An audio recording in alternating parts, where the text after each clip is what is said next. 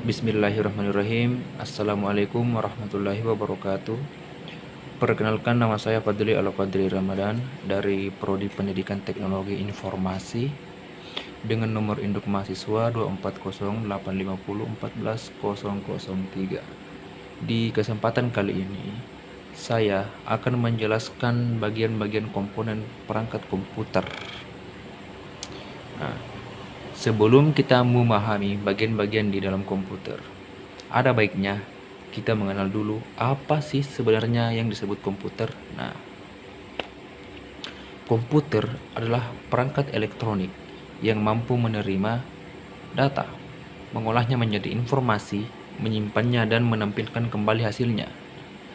Semua proses ini berjalan secara otomatis mengikuti instruksi yang diberikan oleh pengguna. Mari kita mulai dari bagian yang pertama kali berhubungan dengan manusia, yaitu perangkat yang digunakan untuk memasukkan data dan perintah. Yang pertama itu keyboard. Nah, keyboard ini alat untuk mengetik huruf, angka, dan memberi instruksi. Bahasanya sederhana. Tanpa keyboard, komputer sulit diajak untuk berkomunikasi. Kedua itu mouse. Mouse digunakan untuk menggerakkan pointer, memilih menu, dan membuka file. Gerakannya yang bebas membuat navigasi komputer terasa lebih mudah. Yang ketiga, scanner.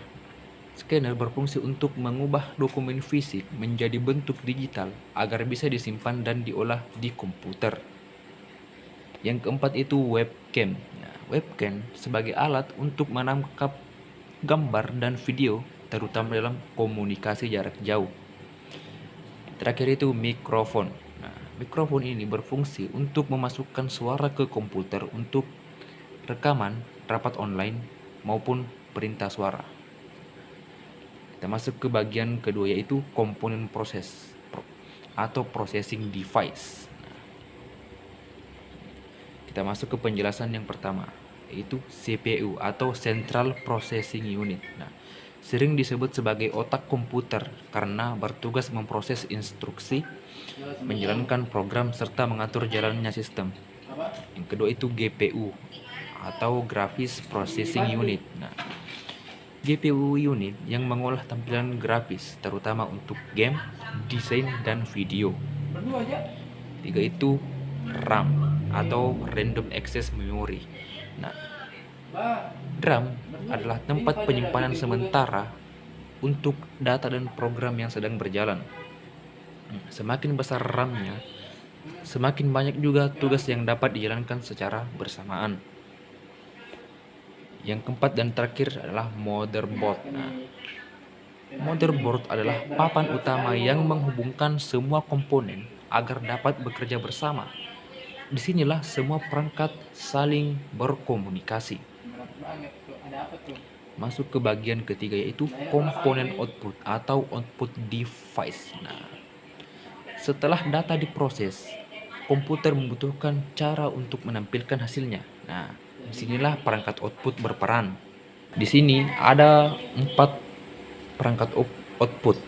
Yang pertama itu monitor. Nah, monitor ini berfungsi untuk menampilkan teks, gambar, dan video, sehingga pengguna dapat melihat hasil kerja komputer.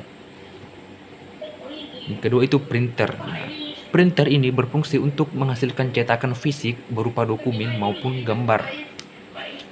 Yang ketiga itu speaker. Nah, fungsi speaker ini untuk mengeluarkan suara dari sistem, baik itu musik, video, maupun notifikasi.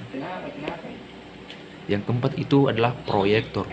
Berfungsi untuk memperbesar tampilan komputer agar dapat dilihat banyak orang sekaligus. Yang terakhir itu adalah komponen penyimpanan atau storage device. Berbagai data dan informasi tentu perlu disimpan dengan aman. Komponen penyimpanan adalah tempat seluruh data dijaga dan diarsipkan. Di sini ada beberapa komponen storage device. Yang pertama itu hard disk. Nah, hard disk ini berfungsi untuk penyimpanan berkapasitas besar, cocok untuk menyimpan banyak file. Yang kedua itu solid state drive atau SSD. Nah, berfungsi untuk penyimpanan modern yang jauh lebih cepat dibandingkan hard disk, membuat komputer terasa lebih responsif.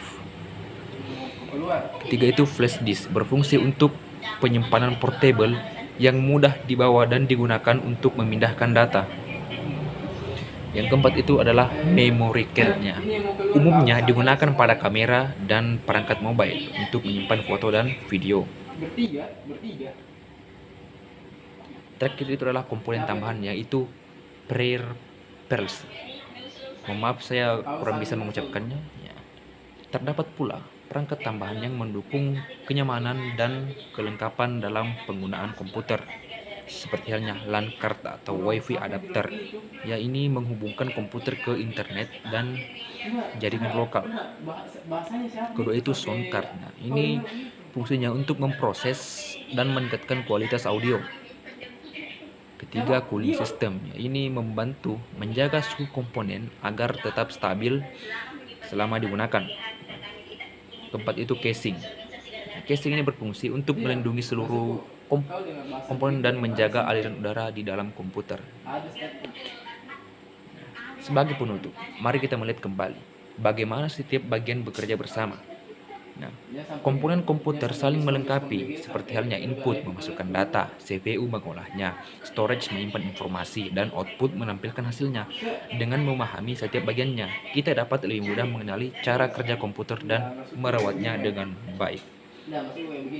Baik, itu saja penjelasan dari saya. Lebih dan kurangnya mohon dimaafkan ya, walaupun kurangnya sangat banyak, ya mohon dimaafkan. Saya akhiri dengan wallahul muwaffiq ila aqwamit thoriq. Assalamualaikum warahmatullahi wabarakatuh. Salam anak itu.